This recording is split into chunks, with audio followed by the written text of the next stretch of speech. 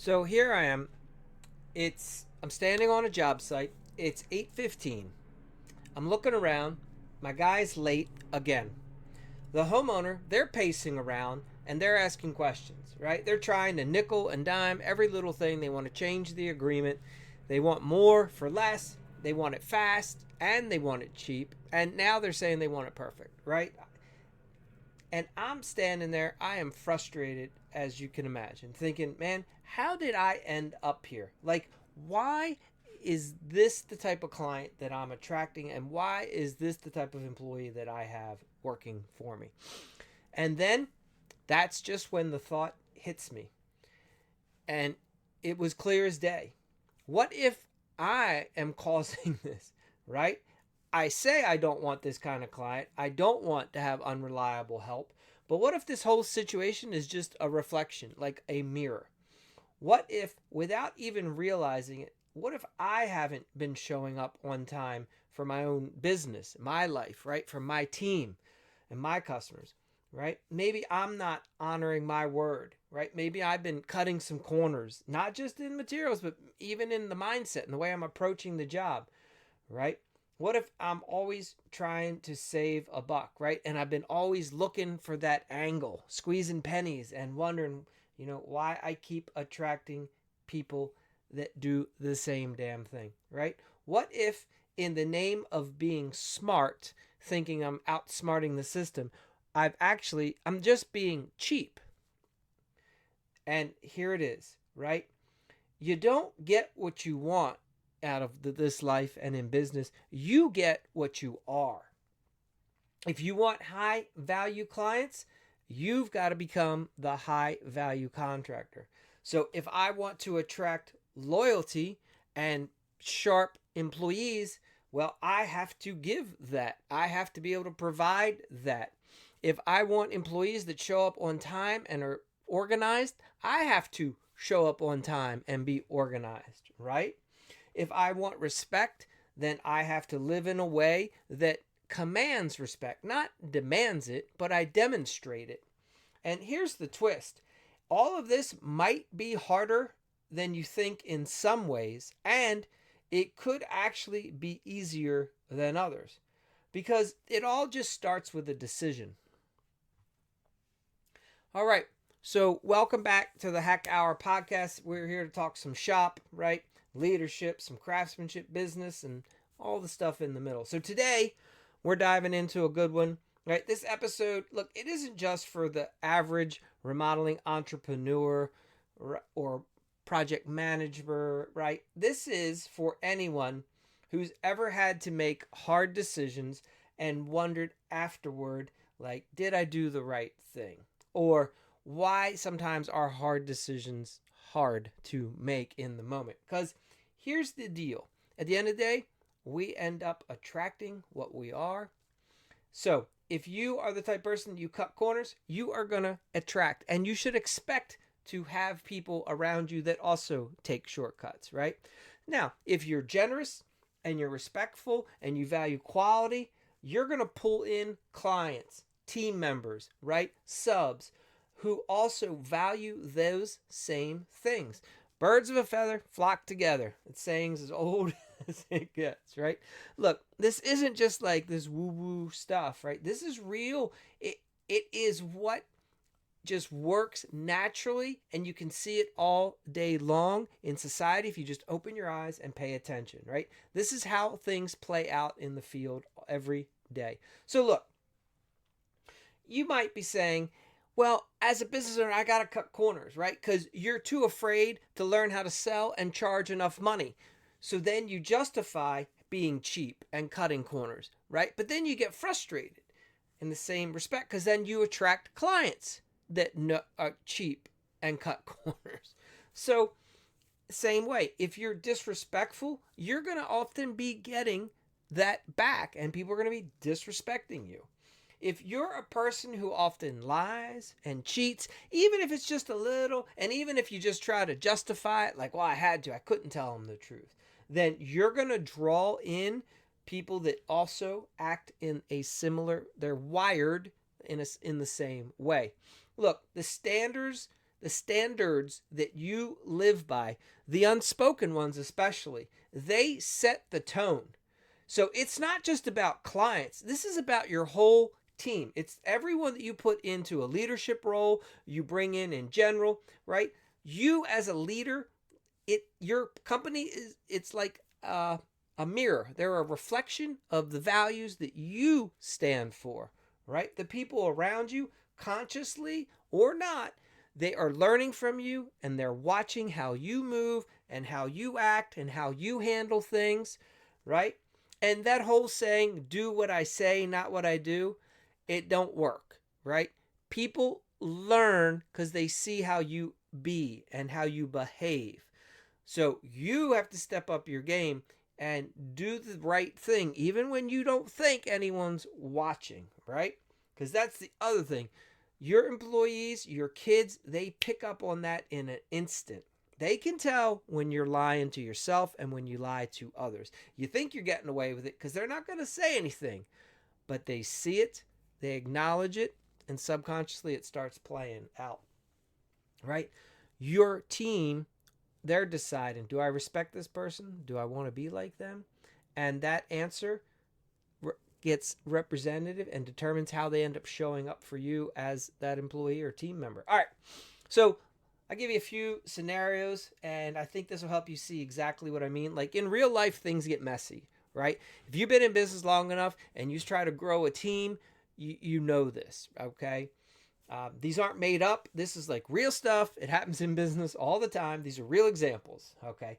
So let's say that you're pushing to finish a job. So you have a good intention, right? We're trying to get this job done, right? We want to save our margin. We want to make sure we're all right. So you tell one of your guys, we need to get this wrapped up today. And let's say what that means is they need to finish installing some trim high up. Maybe it's a second or third story of a building. Now, the specs, your scope of work, the contract, it clearly states that you're using AZAC trim boards on all exterior windows and all exterior trim. But there's this little thing up in the attic area, like, right? It's a vent cover. And, here's what happened. When the AZAC got delivered, well, a few pieces came in broken, and you were too busy to deal with it in the moment. You're like, I'll get to it. And you forgot. Okay. And so nobody did anything about it when they should have. Now, another thing that's happened is on job sites, sometimes people make mistakes. So one or two pieces have now been cut, right? Or maybe they walked off the site. That happens. Who knows? So there's a piece or two that's missing. Who knows, right? Maybe you mismeasured, misordered. Either way, the reality is you're short. You don't have the material that you need to finish the job. And you know it, and the employee knows it. But you're like, we're finishing this job today. So maybe what happens when the employee just says, well, I have a piece of primed 1x in the trailer from that other job. I'll just get that. I'll caulk it real good. I'll put some touch-up paint on it. Nobody will ever know. It's way up high, right? Now, it looks fine from 20 feet away until it doesn't, right? So is that the way you all operate your business? I don't know, right? These are decisions that you make. What if no one's going to see it? Or are they? You'll know, but who else will know? So what do? Do you tell the employee, no, look, you got to go back and do it the right way? Yeah, I know I asked you to finish it today, but the scope said we do it this way. So that's what has to be done. And if that means, it means we're coming back another day. And yeah, I know it sucks. We have to set up the whole ladder again. I get it. But that we do the job the way that we say we're going to do it, or do we cut corners? I don't know, right? What do you do when it's even? No, you know it's going to cost you more money. And you know it's going to cost time. And what if you just have to explain to the homeowner because you're too embarrassed to say, hey, Mr. and Miss Smith, I know we said we would do it today. I thought we were going to get it done today. The reality is we ended up not quite having all the things that we needed to finish it today. I didn't know that when I said that I was going to tell you it was done today. So we're actually not able to finish it today. We're going to have to come back tomorrow. Are you honest, or do you just wrap up the job? So tough decisions. All right, let's get a little deeper. It's the holidays. And man, your company's had a really good quarter. You just landed some really big jobs, and you just finished some jobs, and you made some good money this year. So you've decided to take the whole team out for lunch. And it's a Friday, so you know what? We're going to knock off early today, guys. So I'm going to go ahead. We can have some drinks at lunch. It's cool, right? You guys can handle it. We're all adults. And maybe you end up being the owner, you get carried away, you have a few too many. So then you ask one of your guys who's also had a few drinks to say, hey, would you mind driving the vehicle? Because I definitely have had, and they respect you and like, sure, yeah, boss, I'll drive it for you. So they've been drinking, you've been drinking, the guy's driving for you, and he runs a red light, and he hits a pedestrian. So now what do you do? How do you handle it? Does everyone just admit to what was going on, that you supplied the alcohol at the company meeting, then you ask the person to drive for you, right? I don't know. These are some tough decisions. You could appreciate being in a tough decision, right? So it's real life can get sticky. Real life can get challenging. And this is when tough decisions have to be made and true character and true identity gets revealed. And yes, there are consequences. And what consequences do you want? Do you want to own up to things and face them head on? Or do you want the consequences that come from behind the scenes, right? Hiding from things and trying to get away with things. There's always consequences. Time always produces them one way or the other. So it's tough. And that's when real leadership is revealed. Now, how about another one? So years ago, I'm running a good size remodeling project, and we made a massive purchase from one supplier. We went all in. We bought all the sheathing for the addition and a lot of the remodeling project, right? The wall sheathing, the roof sheathing. We purchased all the lumber. We were stick framing this addition, all the lumber package. Okay. We also purchased all the roofing material, the window and door package, the siding package. We purchased all of it from one distributor, and we had it all delivered at once, okay, because we wanted to hurry and get this job done. Now, while that purchase was being delivered, the economy started to shift. The client that we're working for, their income situation changed, and they were not able to make the payment to us for work that was performed. So then we didn't have the expected income that we were expecting so that we could pay our supplier. Now, we bought the material on terms. We had a charge account, so we were given terms. We had time to make the payment. Obviously, we're now not being paid ourselves, so we don't have the extra money to make this payment. Right? It puts me in a unique situation. I have to now call the corporate office of this company and speak to somebody in their legal accounting department, and I have to work out the scenario. Now, I could make all kinds of excuses and blame people. I just explain the situation. Yes, I made a large purchase. I did not have the resources. I was expecting to have the resources to pay that because I was expecting the client to pay us. We have gone and installed the majority of that, so it's not like we can return it. And in fact, some of it was special order, so we wouldn't be able to return anyway. So we had to own it. And then I had to work out some sort of a payment plan. And that payment plan ended up taking a long time to pay off. And the irony to it was, no sooner did we end up paying it off, the company, this distributor went at that location went out of business. Now, we were still in business. But, like, how do I handle that? How would you handle it, right? Do you just take the ownership and do you have the hard conversation? And then do you put yourself into a sticky situation where, like, now you're signing, like, we had to sign a commitment letter and work out a settlement where I was agreeing to terms now legally binding that I'm going to make these payments to, because I'm in arrears, right? I have to catch up. It was tough, right? It wasn't a fun day. It wasn't a fun couple weeks, actually, nor was it a fun next 2 years paying that amount off. So things happen in life, right? And we can't always control them.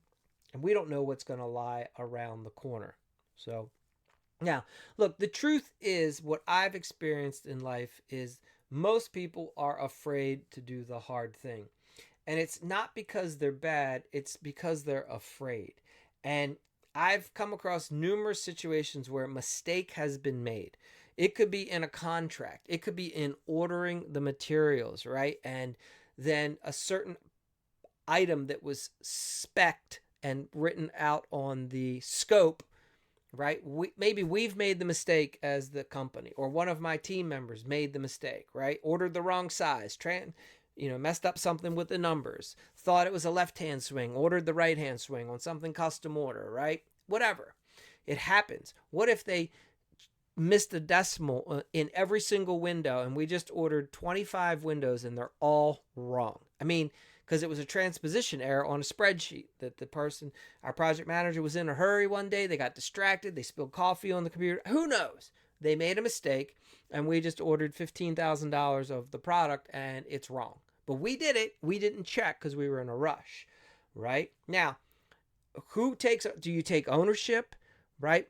What if you made a huge mistake on an addition and nobody's caught it, right? What if the dimensions of the foundation were supposed to be this and that and you got it messed up? And you think that you can maybe finagle it a little bit, like your block guy's like, well, if I shift everything this way and that way, maybe no one will ever catch it. And what if we hang the plate a little this? Like, you see some crazy stuff out in the field, and it's because somebody made a mistake at one stage and nobody wanted to just say, you know what, let's own it. Let's fix it. Yes, it's going to cause delays, but it's better to fix it now, right, and recognize it, than to try to make all these other patches and band-aids and then go even further and dig ourselves further into a hole, okay? This happens a lot with contracts. When people make a mistake and they're under a contract and they don't want anybody to know, right? And sometimes you have to understand the personalities of team members of yours, right? Because you may have an amazing team member and they could be like one of the best top employees in like 90% of what they do. And what if they have this one little flaw? And that flaw is they just can't stand to admit they ever made a mistake, right? Because they always dress well, they look good, right? They want to be well known, they want everyone to think they're really smart. What if they have like a little bit of a chip on their shoulder and they have an ego issue, right? And they're scared to death that anyone ever finds out that they make mistakes, so they hide their mistakes. And this happens, right? But now their mistakes are costing your company's image issues, name, reputation issues. What do you do? How do you handle it? Does everyone own up to the mistake, or do you all try to hide the mistake? So I know that deep down there are people right now in the industry that struggle with these things, right? And especially when you're the one who made the mistake. I've made them, right? I've made errors in contracts. I've made errors ordering materials. I have been on site and been the person working in the field and demoed something that we actually weren't supposed to demo, because maybe I sold 2 or 3 jobs very similar in the last month and I just kind of got my wires crossed and I was like, well, we were demoing the bathroom in this house in the basement, but we were not demoing the bathroom in that house, and I got confused and I started demoing the wrong bathroom. Like, that happens. Mistakes happen when you're doing too much. Mistakes happen when you're in your head sometimes and you're not following a good scope of work. Like, who knows what the reason is, but like, how do you handle those situations when they happen? So at the end of the day, right, the best owners and leaders lead by example. They take ownership. They admit to the homeowner when they made a mistake. Mr. and Mrs. Smith, please forgive me. I got this confused with that, and this is what happened today. I'd now like to talk with you to see how we can get the issue resolved. I've come to you with a couple possibilities, what I think could work. I'd like to get some input from you. What is it that you think would work? And again, this is just what's happened. Here's the situation, and you try to keep the emotions out of it, and you just let them know all the facts, right? And sometimes it can be very costly to you. What if something that you've done is now going to cost you thousands of dollars? How are you going to handle it? So here is a suggestion, right? And this is where I would say that real work starts for people that want to grow an amazing remodeling team and business, right? How do you build that internal strength that you'll handle the tough situations? Well, it starts with self-awareness, right? Like, What is it that you're really afraid of? And where does that fear come from? You have to take some time and put yourself through some tough conversations. This is where maturity comes from. This is where true leadership comes from. You have to practice honesty, even when it's uncomfortable, even when it's the last thing you want to do. And where stop lying to yourself, right? You can be in a situation where you're like, this is the last thing I want to do. I just want to feel safe. I don't want to deal with that issue. So you run, you hide, you try to blame somebody else or whatever. No, you have to face that decision. I'm telling you, you will sleep 100. At least I do. I can only speak from personal experience. And I've lived long enough to witness and see a lot of people that ran from their problems, hid from their problems, lied about the problems, and then ultimately, one way or another, ended their life because the consequences were coming. So that's a very real reality for a lot of people that lie, cheat, steal. They might not have started out with malintent. They might not have started out wanting to deceive, but sometimes a little thing ends up becoming a big thing. And if they just would have admitted that they made a mistake when it was a little thing, it would have been a lot better. But instead, they try to hide it, cover it up, right? And then over time, that mistake explodes, let's say, grows, and it out becomes a really big deal. So if they were afraid of admitting when it was a little thing, they're never going to tell anybody now that it's become this big thing. And that guilt, it can crush a person. So I would say if you want to learn to sleep well at night, the best thing you do is you face your fear and you admit when you've made the mistake, you own it. And look, nobody's perfect. We've all made mistakes. I've made a lot of mistakes in life. And some of them have been the best lessons for me, right? Because generally, I've found when you own it and you honor you take control and you say, no, this is something I did. I'm responsible for that. You generally don't have to learn that lesson again. Usually just the one time. I remember as a little kid, I was throwing rocks at my elementary school. They had a big bell, and I would throw rocks to hit the bell so it would ring. And I had a pretty good arm, and I was get farther back and throw the rock and make it ring, and it was fun.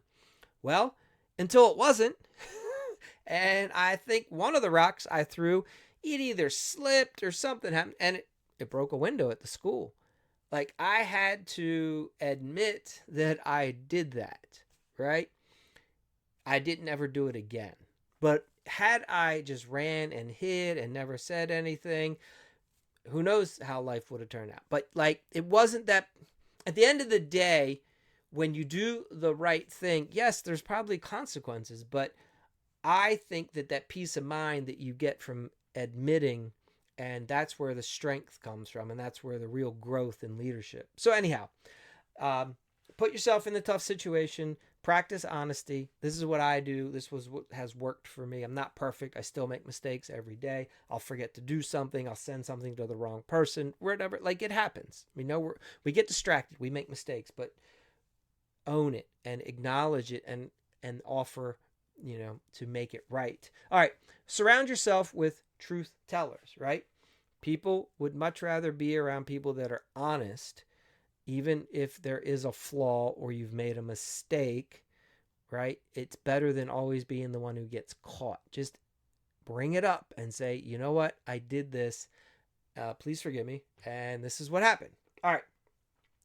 When you make small decisions with big integrity, you will grow that strength and muscle. It'll help you. So what ends up happening is every time that you choose to be honest over the convenience thing of trying to hide it, you actually build a better honesty muscle or practice where it actually gets easier to live with that integrity. And you start recognizing, wow, life is so much nicer when I'm just like, yep. And you're not worried about making the mistakes, and you end up making less, right? Because you're being more congruent.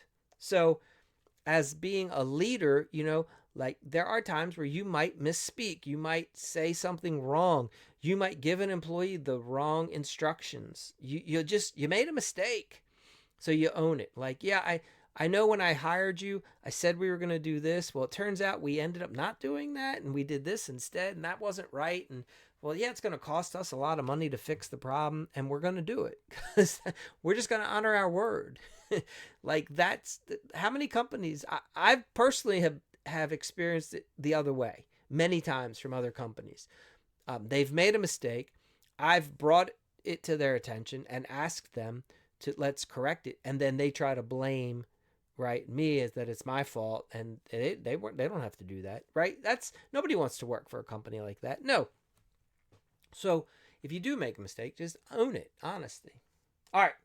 So at the end of the day, it's about being grounded, right? That's the most courageous person is the one that's grounded, the one who stands up when everyone else sits down and runs away. So look, at the end of the day, leadership can be a lonely place.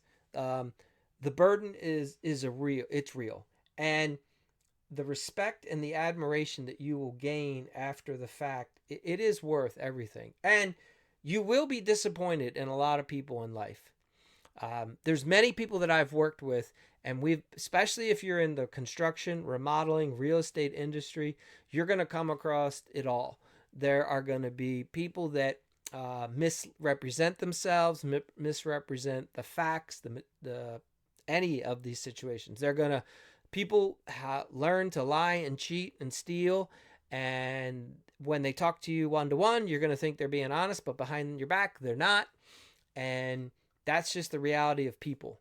And unfortunately, like I've had it happen multiple times where I've entered into some sort of an arrangement or a contract with someone and found out later that like all this isn't on the up and up. So, but you start learning to recognize people like that, and it should happen less frequently over time. But in this type of an industry, people will do what they do. So, at the end of the day, look, people won't forget that you made the hard call, right? Even when it cost you. People will remember you as a strong leader. And while people might not say it in the moment or right away, later they'll think, damn, that took guts. And I wish I had done something that, or people will say, I wish I could have done that. And that's how you build a team and that's how you build legacy. So at the end of the day, look, if you're tired of chasing the low paying clients and tired of these nickel and dime jobs, the clients that just don't value your integrity and want you to not necessarily always get paid what you think you're worth, right? Then I invite you to join our Get Paid to Estimate Challenge. Go to getpaidestimate.com and we'll walk you through and give you tons of examples of how you can start getting paid to estimate. That's what the challenge is for. It helps remodelers just like you stop giving away your expertise and start owning your value. So that's how we like to give back. We thank you for listening to another episode of the Hackhour podcast. If there is anything that we can ever do for you, please ask. Come on over to the remodelingacademy.com. Check it out. Find the things that you need. Do what you need to do today so that your future self can thank you. All right? Remember, your success is ready for you. The only question is, are you ready for it? Have a good one.